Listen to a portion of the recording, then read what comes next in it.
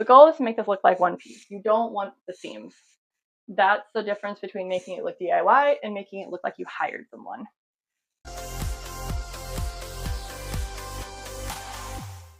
Let me show you how I redid my bathroom. This is the half bath on the main level of my house, and I did it about a year ago. I am very proud of how it came out, and I want to show you a little bit of how I did it because I think you can do it too. To start off, I did board and batten. I learned a lot from YouTube University, Pinterest, everywhere. This is a great first project for anyone. You need a brad nailer and a saw. We have a miter saw because what's involved is you have to measure and cut a lot, but that's the most time consuming. And once you've got your measurements, it's not hard to attach them. You line them up with the spacers, and I used about 10 inches. These are 1x3s from Home Depot. They're the trim board. They're already primed. I'm going to link them to this video. These are 1x3s, 1x5s, and the top ledge is a 1x2. They're attached with just a nail gun and the caulk. The caulk is what holds them in place. I didn't use liquid nails. I don't think you need to. I think it also ruins the wall if you need to take them off because I had taken off paneling in my living room and the previous owners had used liquid nails. It ripped off the drywall, ripped off the paint, totally destroyed the wall. It was unfixable. So the caulk and the nail gun nails hold the boards in place. They've been here for a year. They haven't gone anywhere. One of them is really kind of dumb, but it's one of those things where you learn by experience. You can't sand caulk. When you put the caulk on, make sure you smooth it out with your finger and some water before it dries. Because once it's dried, you can't smooth it out. And so I have some spaces where I thought I could sand it later and I couldn't. But lessons learned for the next project, right? So I caulked in the corners where the planes change and where the planes of the wood meet. They are the same level. I used wood filler. And some lessons learned there are use more than you think. Use a couple coats. Do a coat, sand it, do another coat, sand it. Do as many as it takes to get it smooth. There are some areas that they're not exactly the same. That doesn't look like one piece. The goal is to make this look like one piece. You don't want the seams. That's the difference between making it look DIY and making it look like you hired someone. So I've taken that and I applied it to my next project. I did board and batten in my bedroom. I'm not finished, but I will show you all when I'm finished. This is a great beginner-friendly project. I think it was about $100 in wood for my whole bathroom, and I'll pan it so you can see the whole thing. But highly recommend it. I love it. It's a year later. I'm still happy with it. It makes me so happy when I come in here. I painted it with Little Black Dress from Bear. The finish is semi-gloss. I don't love it.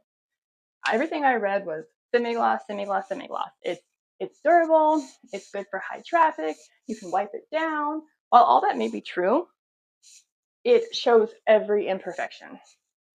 The light reflects everything. So I've used eggshell finish in other parts of my house, and it's so much prettier. It hides everything.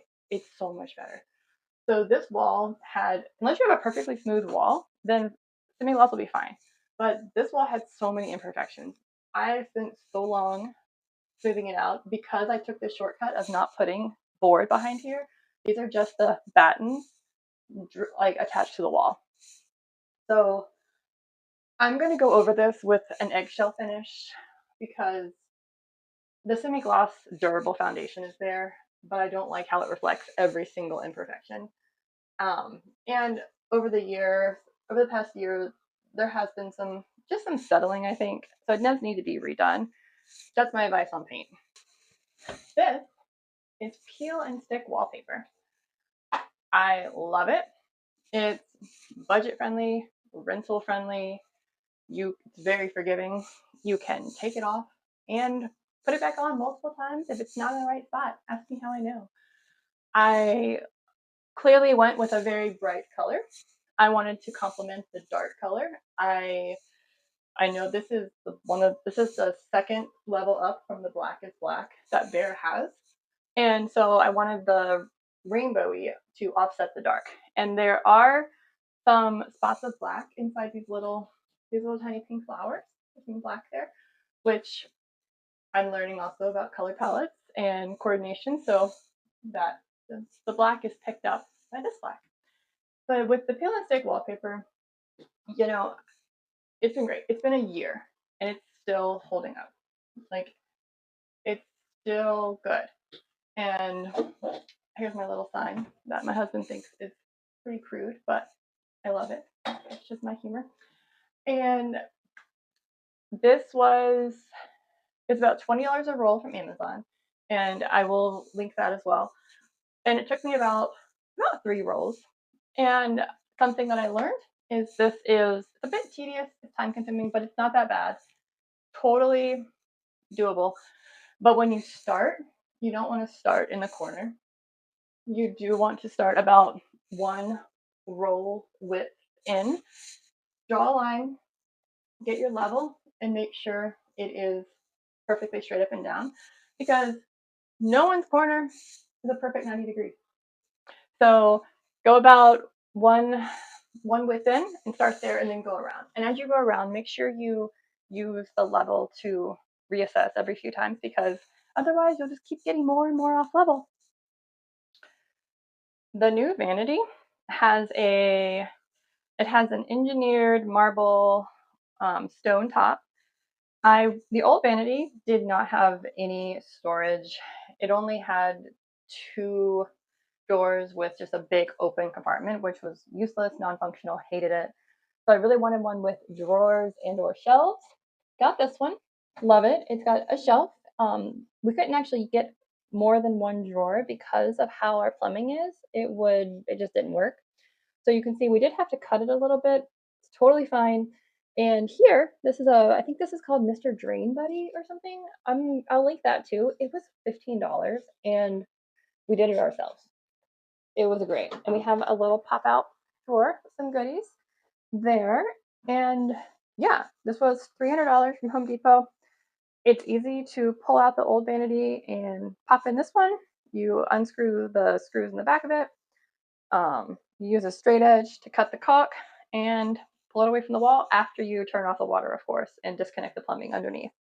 Putting this back in, you just go in the process in reverse, connect the water, drill it into the wall, and caulk the edges. We had to cut a little bit here just to make it fit and level and square, but completely DIY friendly.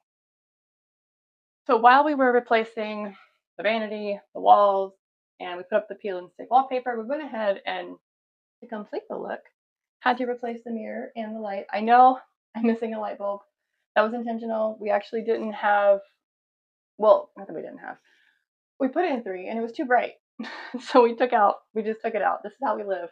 I did try to find the 3rd one in order to put it back into the video, but you know what? This is real life. Real life. So I matched the black light with the black faucet, and I intentionally mixed metals here. We have a gold circle, and I was very intentional with having the board and pattern stop here, and then it picks up again right here. So the mirror is flat against the wall. There's no board and batten right there, and I love how the circle complements the hard straight lines. And yeah, I mean, that's it. It cost us probably about $700. It's a lot of with some late nights, because I think your first project just takes longer. It's a learning curve. Now I could throw up this board and batten, not throw it up, but I could put it on the wall so quickly. I had to learn a lot about the proper spacing, which I learned there's no proper spacing. You can do whatever you want. Up in my bedroom, I've got skinnier boards that are taller and closer together. And I'm going to show that soon because I've only got 1 wall done and I want to do the whole wall. Anyway, you can do whatever you want, and you don't even have to use real wood. You can use MDF. You can use those lattice boards. These are about ½ inch thick. You can use a 1/4 inch thick and still get the look. I love it. This is a year old. It's holding up strong. I'm really proud of using these power tools, using a miter saw to cut 45s. I mean, look at this. I did this. I've got, this is not just cut off. This is a nice smooth, this is a tapered edge, you know? Like, I'm proud of that. And also where they meet in the corner, like, can you see? I did that. You know, all of this detail, I did that. So, and once you learn a lot of the little things, the details matter, right? The devil's in the details. So once you learn that, you can make it look like you hired someone, because it's not that I'm trying to put on airs, but I do want it to look nice. I have to look at this, and when my home is nicer, it makes me happier. When something is aesthetically pleasing, it's pretty, when it's functional, it makes me happy, because you go into the bathroom so many times a day. Some people do, I do. But you have to look at this, and if you hate it over and over and over throughout the day, oh, I hate it. Oh, I hate it. Oh, I hate it. But then you come in and it's beautiful, and you come in and it's just a little, maybe a dopamine hit where it's like, oh, I like it. This is great. Look what I did. It's so pretty. It puts a little smile on your face every time you go in here. And I love showing it off. I love showing it off, and I love teaching other people how they could do it. And while I, of course, would want it to look super expensive, and that I just, I hire everyone to do this for my home, I'm okay with giving away my secrets because you can do it too.